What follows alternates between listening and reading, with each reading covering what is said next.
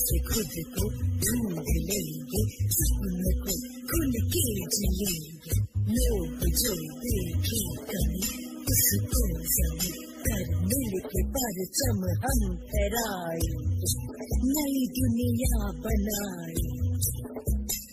चल सखी चल चल सखी, चल सखी चल चल सखी।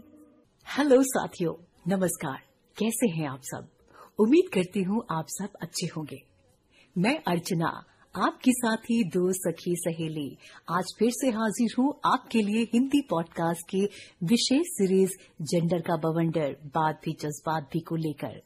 साथियों, जैसा कि आप सब जानते हैं, शेड्स ऑफ रूरल इंडिया और क्रिया के साझा प्रयास से हमने हिंदी की एक विशेष पॉडकास्ट सीरीज जेंडर का बवंडर बात भी जज्बात भी को शुरू किया और वो शुरुआत की हमने दिसंबर महीने से।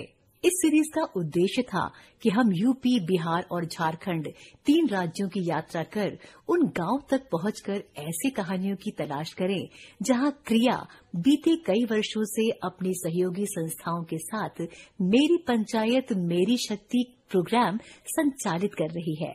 इस यात्रा के दौरान हमने इस सीरीज में नारीवाद एवं अधिकार के मुद्दों को केंद्र में रखकर नेतृत्व, बदलाव एवं संघर्ष की कहानियां तलाशी। हमने उन मुद्दों पर भी बात की जो अक्सर हमारी गिनती और नीति में छूट जाते हैं या जिन पर बात करना जरूरी नहीं समझा जाता।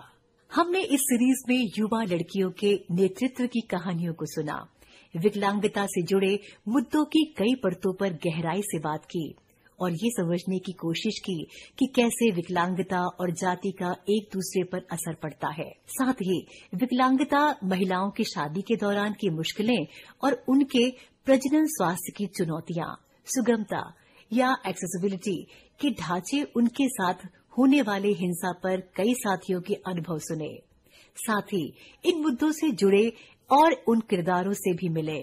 पॉडकास्ट के माध्यम से हमें इनकी आप बीती इत्मीनान से सुनने को मिली, समझने और महसूस करने का मौका मिला।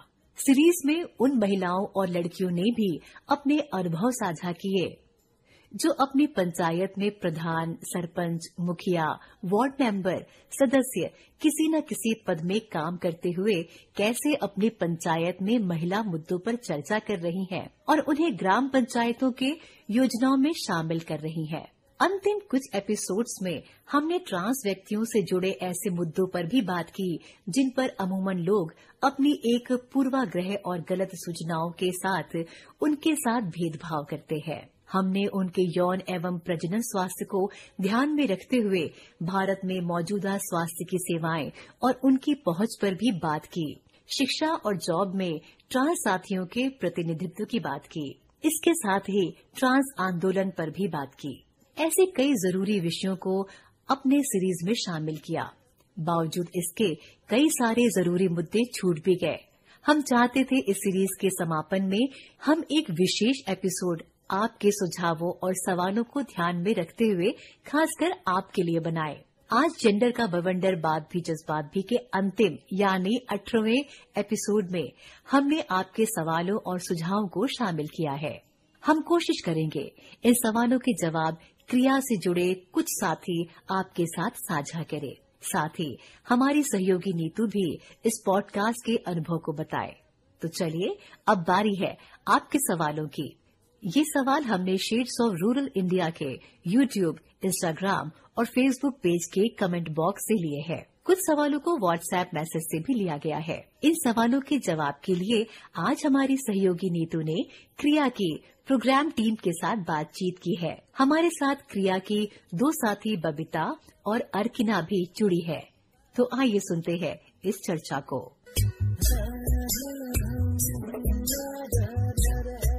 तो साथियों, आज जैसा कि आप सबको पता है कि आज हमारी हिंदी की विशेष पॉडकास्ट सीरीज जेंडर का बवंडर बात भी जज्बात भी का ये अंतिम एपिसोड है और बहुत सारे आप सबके सवाल आए। जैसा कि हमने आप सबसे कहा था कि आप सब अपने सवाल भेजें, आपके जो सुझाव हैं आप हमें वो बताएं। ये अंतिम एपिसोड हम खासकर आप श्रोताओं के लिए बनाना चाहते थे, आप साथियों के लिए बनाना चाहते थे। मुझे बेहद खुशी है कि आप सबके बहुत सारे सवाल, बहुत सारे सुझाव आए हैं। हम पूरी कोशिश करेंगे कि आपके भेजे गए सवाल सुझावों को अपने इस एपिसोड में शामिल कर सके और आगामी हमारी क्या कार्य योजना है हम उस पर भी बात करेंगे। तो इन सवालों के जवाब के लिए आज हमारे साथ क्रिया से बबीता जी और अर्चना जी हैं। तो आप दोनों साथियों का बहुत बहुत स्वागत है सबसे पहले हमारे इस पॉडकास्ट सीरीज जेंडर का बवंडर बात भी जज्बात भी में। Thank you Neetu. तो हम बस आप सबसे जानना चाहते हैं कि जिस उद्देश्य के साथ हमने 5-6 महीने पहले इस सीरीज की शुरुआत की थी, आपको क्या लगता है कि वो कितनी सफल रही और आपके इस सीरीज को लेकर क्या अनुभव रहे? मुझे ऐसा लगता है कि जो हमारा उद्देश्य था वो पिछले साल जब हम लोगों ने 16 दिवसीय अभियान जो एक विश्वव्यापी अभियान है जेंडर हिंसा के खिलाफ, उसके फॉलो अप में हमने पॉडकास्ट शुरू किया था।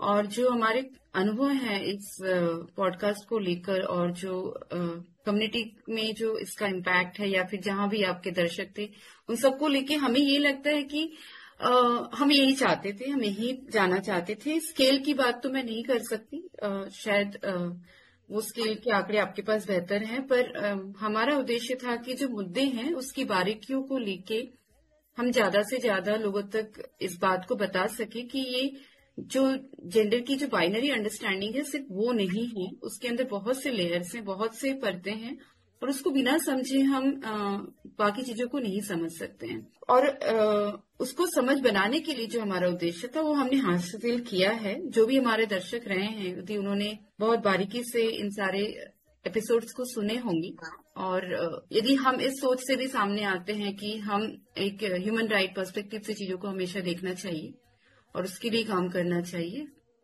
फिर आपकी जो सिंपैथी एम्पैथी वाली जो मुद्दे हैं उस पर बाद में भी जाए तो मुझे लगता है कि वो ज्यादा इम्पोर्टेंट है, जो कि हमने हासिल किया है। तो ये मुझे लगता है। अर्चना जी, मैं आपसे भी जानना चाहती हूँ कि आपने मेरी पंचायत मेरी शक्ति प्रोग्राम को बहुत करीब से देखा है। इस सीरीज में प्रोग्राम से जुड़े कई अहम पहलुओं को छूने की कोशिश भी की गई है, आपका क्या अनुभव रहा? पॉडकास्ट को लेकर नीतू प्रोग्राम के साथ मेरा अनुभव काफी इंटरेस्टिंग था। जब हमने शुरू किया था तो जैसा कि बबीता ने कहा, हमने इसे 16 डेज के फॉलोअप में शुरू किया था और जो हमारे थीम्स रहे पिछले कैंपेन के, जो कि फोकस थे ढांचागत तरीके से जो लोग हाशिए पे हैं उनकी चर्चाओं को आगे बढ़ाने को लेकर, और हमने ट्रांस राइट्स और डिसेबिलिटी राइट्स के फोकस में इस सीरीज को शुरू किया। पर साथ में कहीं जाते जाते हमने इसे मेरी पंचायत मेरी शक्ति से भी जोड़ा और जिस तरीके के हमारे समुदाय हैं, समुदाय में जो महिलाएं हैं, किशोरियां हैं, इलेक्टेड विमेन रिप्रेजेंटेटिव्स हैं, जिन पर पूरा प्रोग्राम मेनली केंद्रित रहा है, उनके मुद्दों से जोड़कर और कैंपेन के मुद्दों से जोड़कर जब सीरीज को हम आगे लेकर गए तो काफी इंटरेस्टिंग चीजें आई। और इन्हीं मुद्दों के अंदर हमने ज्यादा से ज्यादा इंटरसेक्शंस को देखने की कोशिश की, भले वो डिसेबिलिटी के हो, भले वो यौनिकता से रिलेटेड हो। लीडरशिप की चर्चाएं भी काफी इंटरेस्टिंग रही, जो कि मेरी पंचायत मेरी शक्ति का केंद्र रही हैं। युवा लड़कियों की बातों को भी हम स्टेज दे पाए, तो ओवरऑल ये काफी इंटरेस्टिंग रहा मेरे लिए। हमारे श्रोताओं के जो सवाल थे वो अलग अलग राज्यों से थे। कुछ श्रोताओं के सवाल हमारी शब्दावली पे थे तो कुछ के कंटेंट पे थे। तो हम आप दोनों साथियों से ही जानना चाहते हैं कि एक एक करके सवाल पूछेंगे। आप में से जिन साथी को भी लगे कि हमें इस पे अपने अनुभव साझा करने हैं तो प्लीज जरूर करें। एक हमारे साथी ने सवाल पूछा था कि हमने विकलांगता शब्द का इस्तेमाल क्यों किया है, जबकि सब जगह विकलांगता की बजाय दिव्यांगता का इस्तेमाल होता है। यदि आप पूरे विकलांगता के जो कानून है उसको यदि आप अच्छे से देखे पढ़े तो कानून के हर जगह पर दिव्यांग शब्द का इस्तेमाल नहीं किया गया। वो किसी एक स्पेसिफिक लोगों का ये मानना है कि ऐसा कह देने से दिव्यांग व्यक्ति को सम्मान मिल जाता है, जो कि हम नहीं मानते हैं। और हमें लगता है कि जो रियलिटी है उसको विकलांगता के शब्द में ज्यादा अच्छी तरीके से बताया जाता है, और उस रियलिटी के साथ यदि हम अपनी जिंदगी को एक्सेप्ट करके उस पर काम करना शुरू करते हैं, उसके अधिकार पे काम करना शुरू करते हैं, वो एक बेहतर अप्रोच है। और सिंस ये कॉन्स्टिट्यूशनल है तो हम इसको बेबाक तरीके से इस्तेमाल करना भी पसंद करते हैं। जो बबीता ने बोला उसी में और जोड़ना चाहूंगी कि विकलांगता और दिव्यांगता एक है कि जब हम शब्द यूज करते हैं तो हम शब्दों की राजनीति को समझना ऑब्वियसली बहुत जरूरी है। तो जब हम किसी को विकलांग कहकर बुला रहे हैं तो कहीं ना कहीं उसमें एक राइट्स बेस्ड पर्सपेक्टिव भी है कि जहां आप उस व्यक्ति के अधिकार को केंद्र में रखते हैं। और जैसा कि बबीता ने कहा कि जब आप किसी को दिव्यांग कहते हैं तो क्या हम, जैसा कि उन्होंने कहा कि सिर्फ यही कहना चाहते हैं कि वो दिव्यांग हैं या वो किसी तरीके से हम उन्हें एक ऊंचा ओहदा देना चाहते हैं, पर कहीं ना कहीं हम उनके अधिकारों के बारे में शायद उतनी बात नहीं करना चाहते हैं। ये अक्सर औरतों के साथ भी हमारे समाज में होता है, जहां हम देखते हैं कि हम कहते हैं कि औरतें देवी का रूप होती हैं, महिलाएं ये होती हैं वो होती हैं, पर वहीं हम देखते हैं कि महिलाओं के अधिकार की जब बात होती है तो उस पर किस तरीके की राजनीति है, किस तरीके की प्रतिक्रियाएं होती हैं, जो कि काफी सैड, काफी दुखद होती हैं। तो इसीलिए कहीं ना कहीं की विकलांगता इस्तेमाल करने के पीछे एक पर्पस ये भी है कि आप उस व्यक्ति को सिर्फ दिव्यांग कहकर या उनका एक अंग दिव्य है कहकर सिर्फ अपना पल्ला न झाड़े, पर विकलांगता को जब आप इस्तेमाल करें तो अधिकार के पर्सपेक्टिव से उनके अधिकारों को और आगे ले जाने के लिए काम करें। एक छलावई की तरह ना देखा जाए दिव्यांगता को। हम यदि अधिकार की बात करते हैं और आप पूरे इतिहास को उठा के देख लीजिए कि ये जो मुद्दा है ये कभी सेंट्रलाइज्ड हुआ ही नहीं। सिर्फ दिव्यांगता कह के आप ये कह रहे हैं कि हमने उनको एक अलग पोजीशनिंग कर दी है समाज के अंदर। हम अलग पोजीशनिंग तो नहीं चाहते हैं, बराबरी का हक चाहते हैं। तो जब हम बराबरी का हक चाहते हैं तो हमें बराबर तरीके से ट्रीट कीजिए, हमारे राइट्स पे हमारी बात कीजिए, ना कि सिर्फ ये कह के हमारा काम खत्म हो गया, आपका काम खत्म हो गया हमारे प्रति कि बस ये तो दिव्यांग व्यक्ति हैं और इनके अंदर कोई सुपर नेचुरल कैपेसिटी है। तो ये बेसिकली नॉन राइट पर्सपेक्टिव है, जिसको लेके क्रिया बिल्कुल ही सहमत नहीं है इस लैंग्वेज को लेकर। तो अब हम अगले सवाल की तरफ बढ़ते हैं और हम आपसे जानना चाहते हैं कि एकल महिलाओं के जीवन के बारे में बात होनी चाहिए थी, जो कि नहीं हुई, ऐसा हमारे एक श्रोता ने पूछा है। तो इस पे आपकी क्या राय है, क्या कहना है?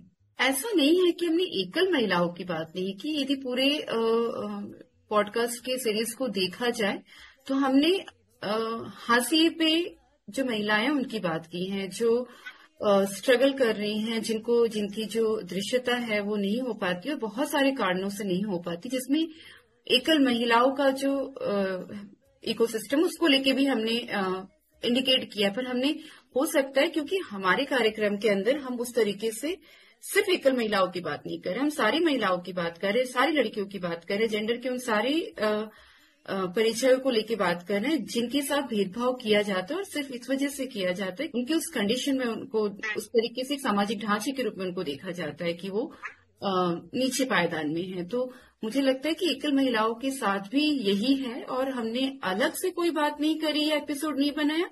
वो ऑफ कोर्स अग्री करते हैं, बट जब हम अंतर संबंध की बात करते हैं तो पूरे सीरीज में इसको लेके बात की गई है कि जो विकलांग महिलाएं हैं, जो युवा लड़कियां हैं, जो हमारे EWRs हैं, जो हमारे और भी जो साथियों की हमने बात की है, ट्रांस साथियों की बात की है, सेक्स वर्कर्स की बात की, वो सारी मुद्दों में यदि हम ध्यान से देखें तो ये एक फैक्टर रहा है कि एकल महिलाएं हैं जिनके साथ बहुत ज्यादा भेदभाव होता है।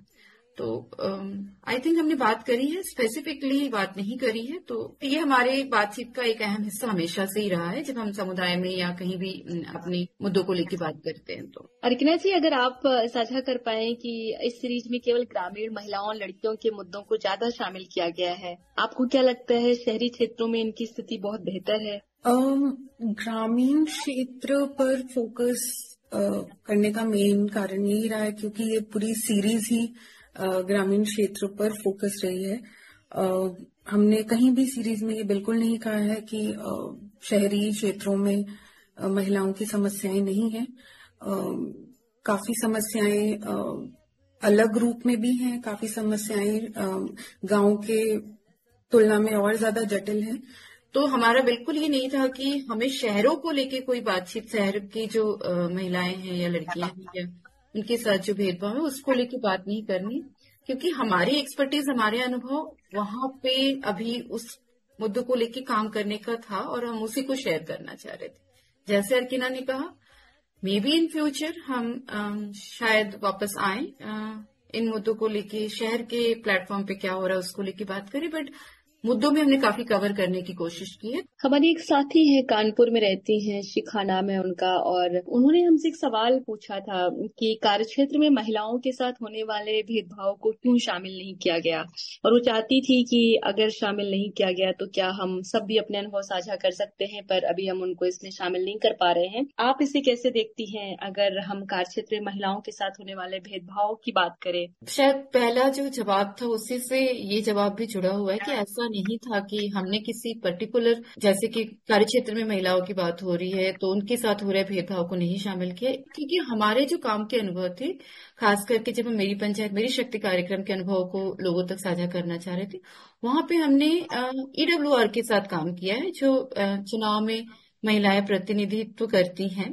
पंचायतों में। उनके बारे में जब बात की है तो वो भी उनका कार्य क्षेत्र है। ऑफ कोर्स उनके कार्य क्षेत्र के अंदर जब हम लीडरशिप की बात करते हैं, उनके खुद के निर्णयों की बात करते हैं, उनके साथ हो रहे भेदभाव, हिंसा के मुद्दों को बात करते हैं, तो वो भी एक तरह का कोहोर्ट है, हम उससे इनकार नहीं कर सकते।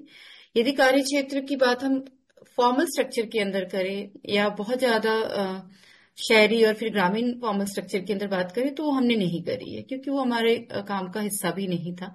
पर फिर से मैं वही कहूंगी कि जब हम भेदभाव की बात करते हैं तो उसमें कार्य क्षेत्र की महिलाओं के साथ हो रहे भेदभाव भी शामिल है।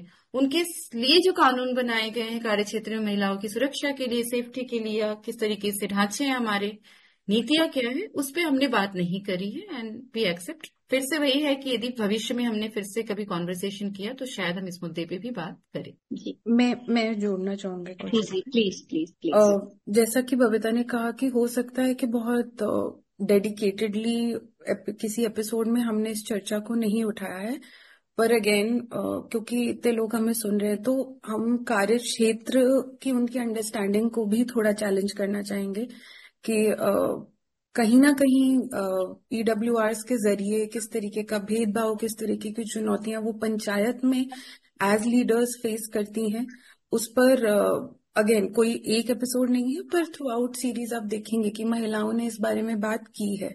और जैसा कि बबीता ने कहा कि उन पंचायत प्रतिनिधियों के लिए वो पंचायत ही उनका कार्य क्षेत्र है। और यदि हमारे लिसनर्स भी कार्य क्षेत्र को कैसे सोचते हैं, क्या हमारा कार्य क्षेत्र की इमेजिनेशन बहुत ही एक शहरी दफ्तर और ऑफिस तक ही सीमित है, तो कहीं ना कहीं मुझे लगता है कि इस सीरीज के जरिए एक डिफरेंट पर्सपेक्टिव भी है कि कार्य क्षेत्र सिर्फ हमारा दफ्तर जो जैसा दिखता है उस तक ही लिमिटेड नहीं है, पर पंचायत भी किसी का कार्य क्षेत्र है। मजदूरी कर रही महिला का कार्य क्षेत्र, जो वहां वो मजदूरी करती है, दिहाड़ी करती है, वो उसका कार्य क्षेत्र है। तो अगेन कोई डेडिकेटेड एपिसोड नहीं रहा है, बट पंचायत के कार्य क्षेत्र को अगर हम देख के चले तो महिलाओं ने कहीं ना कहीं EWRs ने अपनी चुनौतियों को जरूर जोड़ा है। एग्जैक्टली। और मुझे लगता है जब हम ट्रांस के एपिसोड भी कर रहे थे तो जो एंटायर डिजाइन था एपिसोड्स के, ट्रांस के और लड़कियों के भी, तो वहां पे ये जरूर बार बार बातें हो रही थी कि हमारे साथ जब भेदभाव होता है तो उसको कैसे आइडेंटिफाई करते हैं, हमारी लीडरशिप कैसे मदद करती है कि हम उसके खिलाफ बात कर सके। तो कार्य क्षेत्र सिर्फ एक दफ्तर का स्ट्रक्चर नहीं है, वो काफी बड़ा एक लंबा एक दायरा है। लेकिन जैसे कुछ कानून की यदि बात होगी, स्पेसिफिक मुद्दों को लेके जो कानून बने हुए हैं, जैसे पॉश के जो कानून है, ऑफ कोर्स हमने उसको नहीं टच किया, बट हमने भेदभाव हो रही मुद्दों को लेके जरूर बात किया है। इसी के साथ हमारा अगला सवाल है, एक साथी ने पूछा है कि आपने सीरीज में जिन भी एक्सपर्ट को शामिल किया है उनमें महिलाओं की संख्या काफी ज्यादा रही, पुरुष गिनती के कुछ एक रहे। आपको नहीं लगता है कि जेंडर और नारीवादी मुद्दों पर बात करने के लिए पुरुषों की सहभागिता बराबर होनी चाहिए? I don't know, I want to respond, क्योंकि ऐसा हम कभी बायस तरीके से पुरुषों को बाहर रख के बात नहीं करना चाहते, पर मुझे ये हमारा ये मानना है कि हम उन्हीं के अनुभव अपने पॉडकास्ट में लेकर आए हैं जिनके साथ भेदभाव हुए हैं, जिन्होंने इन मुद्दों पे अपनी एक पहचान बनाई है और उस सर्कल को जो सर्कल ऑफ वायलेंस है या जो सर्कल ऑफ भेदभाव है, जो उनकी जो सोसाइटल कंडीशनिंग रही है उसको तोड़ा है और वो आगे आई हैं, महिलाएं, लड़कियां, ट्रांस हमारी साथी।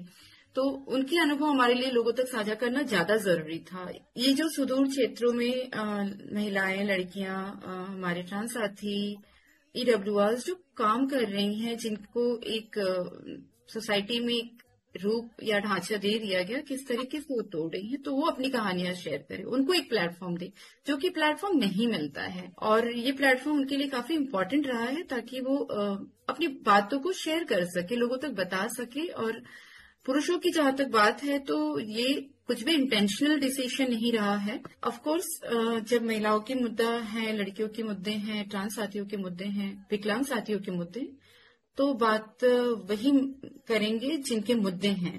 तो इसलिए उनकी वॉइसेस को हमने हमारे सीरीज के अंदर डाला है। बट ये मुझे लगता है कि बिल्कुल इंटेंशनल नहीं था कि हम सिर्फ पुरुषों को बिल्कुल ही बाहर रख के हम बात करना चाहते हैं। बिहार से हमारी एक साथी हैं जिन्होंने एक सवाल पूछा है कि किशोरी स्वास्थ्य पर इस सीरीज में बिल्कुल भी बात नहीं हुई है, आप इस मुद्दे को कैसे देखती हैं? किशोरी स्वास्थ्य पर अगेन केंद्रित नहीं कोई बातचीत हुई है किसी एपिसोड में, हम मानते हैं। हो सकता है बातचीत की जा सकती थी, बट अगेन मुझे लगता है ये लिमिटेड एपिसोड्स, लिमिटेड डिजाइन्स की लिमिटेशंस की वजह एक हो सकती है कि हम इस पर फोकस नहीं कर पाए। जहां तक अगर हम देखें तो जो हम मेरी पंचायत मेरी शक्ति कार्यक्रम करते हैं, उसके अंतर्गत हम किशोरी स्वास्थ्य की बात जरूर अपने समुदाय, अपने पंचायत में करते हैं। पर हाँ, हो सकता है कि पॉडकास्ट में डेडिकेटेड एपिसोड के तहत हम ये बातचीत ना कर पाए हैं। हाँ, और जो हमने एपिसोड्स में यौनिक स्वास्थ्य को लेकर बात करी है, वो फिर से मुझे लगता है कि एग्जैक्टली कि जो हेल्थ की अंडरस्टैंडिंग है, शायद जो सवाल से मैं समझ पा रही हूँ उस तरीके से डेडिकेटेड कुछ नहीं किया, पर हमने जो रिप्रोडक्टिव हेल्थ राइट है उसको भी लड़कियों से बात करने की कोशिश की है। और हमारे वो काम का एक अहम हिस्सा भी है कि हम जब युवा लड़कियों के साथ काम कर रहे हैं तो उनके यौनिक स्वास्थ्य को लेकर हम जरूर बात करते हैं। हमारे एक साथी ने ये भी सवाल पूछा है कि लड़का लड़की के साथ भेदभाव किया जाता है, चाहे उनके खान पान को लेकर, रहन सहन को या पढ़ाई को लेकर। इसे दूर करने के लिए आपकी तरफ से क्या प्रयास हुए? क्या ये सीरीज इसे दूर करने में कामयाब है?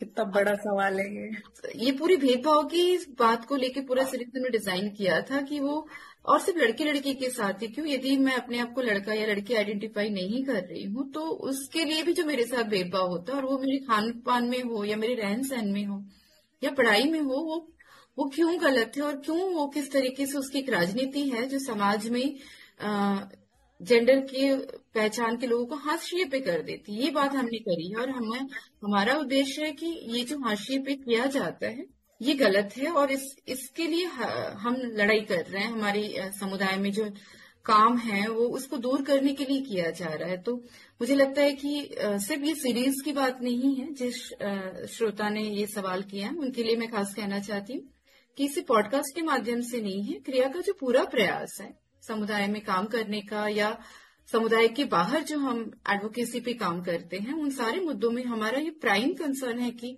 आप भेदभाव नहीं कर सकते हैं just because of my gender identity. ठीक है, तो ये शायद बहुत इनबिल्ट है हमारे काम के अंदर, तो ये नहीं कह सकते कि हमने पॉडकास्ट के माध्यम से ही कुछ इंटेंशनल क्रिएट करने की कोशिश की है। मैं थोड़ा सा जोड़ना चाहूंगी कि जेंडर का जो ढांचा है, ये पूरा एक्सक्लूजन का, ये बहुत बड़ा सामाजिक ढांचा है जो हमारे घरों से लेके, हमारे दफ्तरों से लेके, हमारे परिवारों से लेके हर जगह है। ये सीरीज डेफिनेटली उसमें कंट्रीब्यूट करती है, क्रिया का काम, क्रिया के प्रोग्राम्स सब उस ढांचे पर चोट करने की तरफ ही केंद्रित हैं और ना सिर्फ जैसा कि बबीता ने कहा लड़की लड़के की पहचान, बट उसके बियॉन्ड भी जो जेंडर आइडेंटिटीज हैं, जो जेंडर की पहचानें हैं, उनको दिमाग में रखते हुए भी हमने इस सीरीज में बातचीत करने की कोशिश की।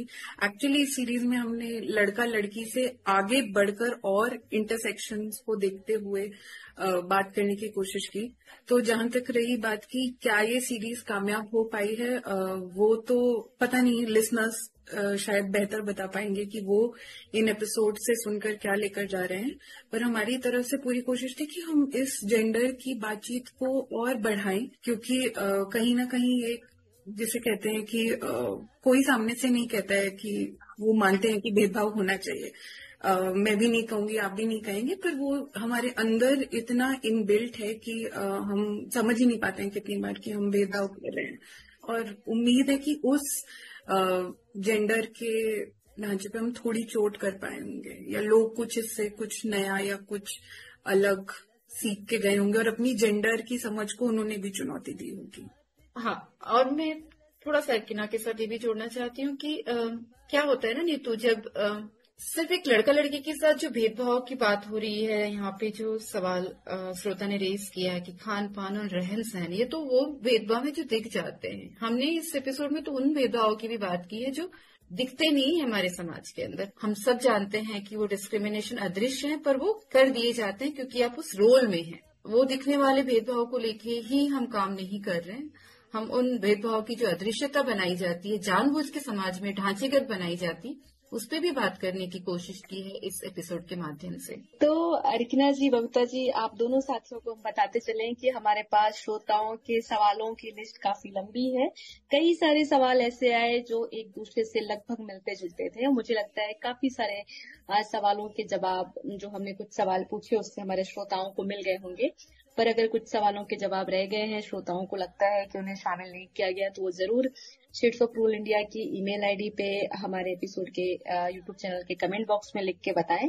हम बस आपसे एक आखिरी सवाल जानना चाहते हैं खुद भी, कि इस सीरीज का आज ये हमारा आखिरी एपिसोड है, पर इसके बाद भी इन मुद्दों पर बातचीत हम जारी रखना चाहते हैं। इसके लिए आप श्रोताओं से क्या कहना चाहेंगे? यदि मैं श्रोताओं की बात करूं और एपिसोड के अंतिम पड़ाव की बात करूं, तो क्योंकि हम एक संसाधन के माध्यम से इस एपिसोड को कर रहे थे, तो ऑफ कोर्स हमारी खुद की लिमिटेशन है, तो हम कहीं हमें एक अपना पड़ाव तो डालना था। लेकिन जो बातें हैं, वो कॉन्वर्सेशन जो है वो चलती रहेंगी और चल भी रही है। और हमारी कोशिश थी कि हम ज्यादा से ज्यादा बात हमारे एपिसोड्स के अंदर लेकर आए, जो हम श्रोताओं तक लेके जाना चाहते थे। वहां पे हम कामयाब हुए हैं, डेफिनेटली हुए हैं।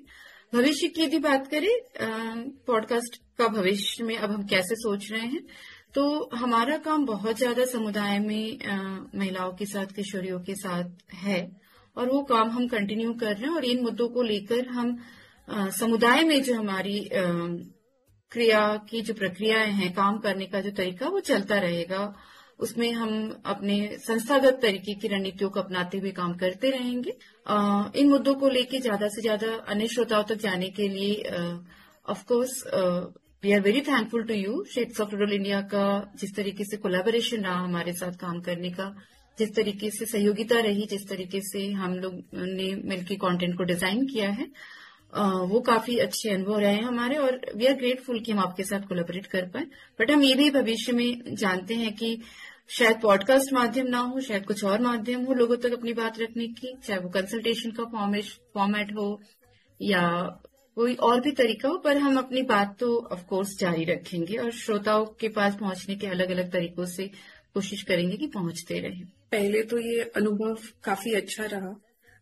इन सब मुद्दों को एक जगह लाना काफी इंटरेस्टिंग था हमारे लिए एज अ टीम, क्योंकि हम प्रोग्रामेटिकली काम करते हैं और उन सब चीजों को कैसे क्योंकि हम जब भी सोचते थे हम सब बोल दें, हम सब बता दें। अब हम इतने सारे सवाल देख रहे हैं तो हम समझ पा रहे हैं कि हम काफी कुछ समझा भी पाए हैं और शायद काफी कुछ नहीं भी और कर सकते थे।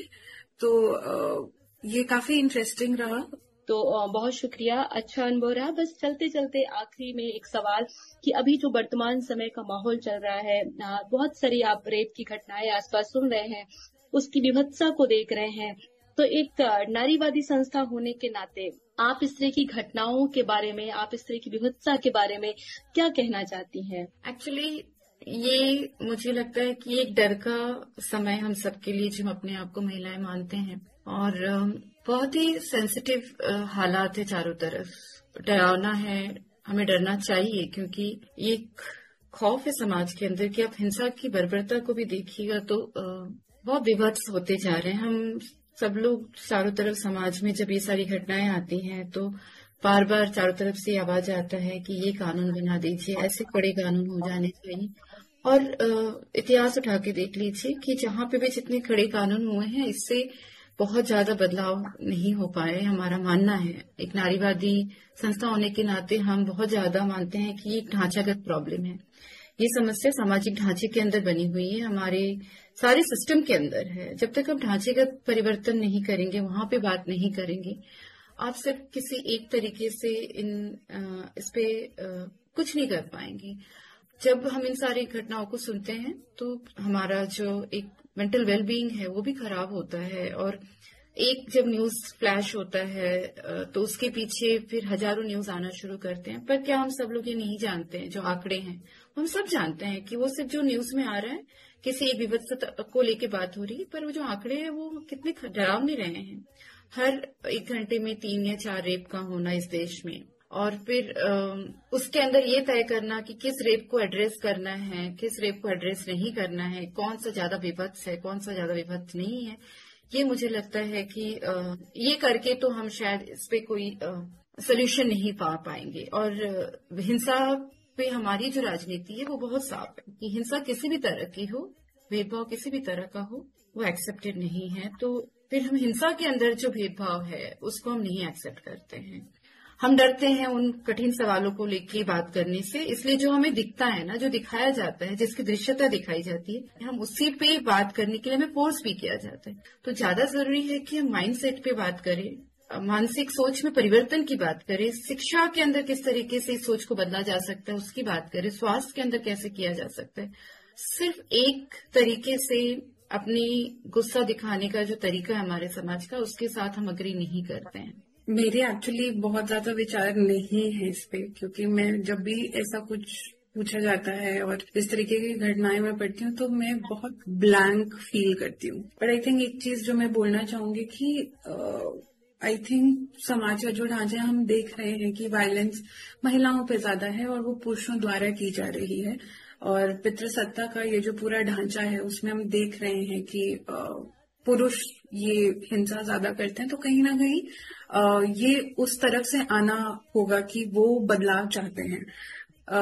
ये है ढांचागत सवाल और इसका सल्यूशन भी कानूनों में देखना एक बात है, पर जब तक ढांचागत इसका कोई उपाय नहीं होगा, इस पर कुछ भी बदल पाना काफी मुश्किल है। तो बहुत शुक्रिया आप दोनों साथियों का हमारे श्रोताओं के बहुत सारे सवालों के जवाब देने के लिए, और उम्मीद करते हैं कि हमारे श्रोता ये एपिसोड सुनना नहीं भूलेंगे, लगातार सुनते रहेंगे, साझा करते रहेंगे, और कैसे इन एपिसोड्स का हम विस्तार कर सके अपने अपने स्तर पे हमारे श्रोता जरूर करेंगे। तो आप दोनों साथियों का बहुत शुक्रिया, बहुत धन्यवाद हमारे इस एपिसोड में जुड़ने के लिए और अपने अनुभव साझा करने के लिए। बहुत शुक्रिया आपका भी नीतू, और बहुत शुक्रिया शिक्स ऑफ रूरल इंडिया के प्लेटफॉर्म को भी। Thank you. Thank you. तो साथियों, अभी आपने बबीता और अर्किना जी को सुना। इन्हें सुनते हुए आप समझ पाए कि ये सीरीज किस उद्देश्य से शुरू की गई थी और ये कहां तक इन उद्देश्यों को पूरा करने में सफल हो पाई है। इस सीरीज के ब्रॉडकास्ट के दौरान हमारी सहयोगी नीतू ने यूपी के महोबा, बिहार के मुजफ्फरपुर और झारखंड के जमशेदपुर जिले के 1 दर्जन से ज्यादा गांव की यात्रा की है। तो आइए नीतू के अनुभव से जानते हैं कि उनकी यात्रा कैसी रही। इसके साथ ही शेड्स ऑफ रूरल इंडिया पर श्रोताओं की क्या प्रतिक्रिया रही, कितने लोगों ने इस सीरीज को देखा है और कितनी देर तक देखा, ऐसे कई जरूरी सवालों के जवाब हमारी सहयोगी नीतू आपको देंगी। और मेरे लिए भी ये पहला अनुभव था और काफी इंटरेस्टिंग रहा, क्योंकि अभी तक हमने जो यूट्यूब को देखा है तो यूट्यूब की विधा वीडियो फॉर्मेट में रही है, वीडियो कंटेंट में ज्यादा रही है। पर जब हमने आपके साथ पॉडकास्ट किया, जब क्रिया के साझा प्रयास से, तो ये हमारा पहला अनुभव था और हमारे मन में भी कई तरह के सवाल थे। पहले एक तो उम्मीद थी कि हाँ हमें लोग बहुत ज्यादा सुनेंगे, बहुत सारे व्यूज आएंगे, पर जब जैसे जैसे हम इस पॉडकास्ट को पब्लिश करते गए तो हमने कई सारे जो यूट्यूब के एक्सपर्ट हैं, जो सोशल मीडिया के एक्सपर्ट हैं, उनसे बात करके ये समझने की कोशिश की। तो उनका यही था कि यूट्यूब पे ज्यादातर लोग वीडियो देखना पसंद करते हैं, पर अच्छी बात यह है कि आपके अगर एक पॉडकास्ट को 300-400 लोग भी देख रहे हैं तो ये बहुत बड़ी बात है कि मतलब एक ऐसी विधा जिसको सिर्फ हम स्पॉटिफाई या दूसरे पॉडकास्ट के प्लेटफॉर्म पे देखते थे, पर यूट्यूब पे भी लोग सुन रहे हैं इतने लंबे लंबे एपिसोड। और जो हमारा वॉचिंग टाइम है यूट्यूब पे अमूमन 1 मिनट, 1.5 मिनट, 2 मिनट होता है, पर हमारे जितने भी पॉडकास्ट रहे वो 2.5 मिनट से ज्यादा का टाइम रहा वॉचिंग टाइम, कि लोगों ने हमें काफी देर तक हमारे एपिसोड पे रुके और उन्होंने ठहर के सुना। अच्छी बात ये रही कि हमने शुरुआत में जब शेड्स ऑफ रूरल इंडिया हमारा काम कर रहा था तो हमारी कोशिश थी कि हम महिला मुद्दों पे ज्यादा काम करेंगे। हम करते भी थे, पर हमारी जो महिलाओं की, श्रोताओं की संख्या थी, जो महिला दर्शक थे शेड्स ऑफ रूरल इंडिया के, वो केवल 2% थे। 98% हमें पुरुष सुनते थे। पर इस पॉडकास्ट के बाद पिछले 5, 6, 7 महीने का जो हमारा अनुभव रहा, जो हमारी एनालिटिक्स रही, उसमें काफी बड़ा परिवर्तन देखने को मिला। हमें जो महिलाएं 2% सुनती थी वो 16% पहुंच गई और हमारे पुरुष 84%। तो एक हम ये बहुत बड़ा आंकड़ा तो नहीं, पर हमारे लिए एक बड़ा आंकड़ा है कि 2% से हम सीधे 16% पे पहुंचे, और वो भी पॉडकास्ट की विधा में। तो ओवरऑल हमारा काफी अच्छा अनुभव रहा और बहुत शुक्रिया हम क्रिया को कहना चाहेंगे कि हमें एक ऐसा मौका दिया कि हम एक जेंडर के मुद्दे पे गहराई से अपनी बेहतर समझ बना पाए, हम शब्दावली पे अपनी समझ बना पाए, हम और चीजों को बहुत गहराई से समझ पाए जिसमें हमारी समझ काफी कम थी। बहुत सारे एक्सपर्ट हमारे साथ जुड़े, बहुत सारी धरातल की कहानियां जिनको हमने कवर किया। हम समझ पाए कि हमें इन कहानियों के साथ कैसे डील करना है और किस शब्दावली का इस्तेमाल करना है। तो बहुत शुक्रिया, अच्छा अनुभव रहा। बहुत शुक्रिया नीतू, आपने जो अनुभव हमारे साथियों के साथ साझा किए, निश्चित तौर पर इन्हें जानना हम सब के लिए जरूरी था। शेड्स ऑफ रूरल इंडिया पर महिला श्रोताओं और दर्शकों की जो संख्या बढ़ी है, निश्चित तौर पर महिलाएं विशेष बधाई की पात्र है। साथियों, एक बेहद खूबसूरत और यादगार यात्रा इस सीरीज के साथ हमने आपने स्नेह और प्यार के सहयोग से तय की है। हम उन सभी एक्सपर्ट का तहे दिल से शुक्रिया अदा करते हैं जिन्होंने अपने अनुभव साझा कर इस सीरीज में अपना अहम योगदान दिया है।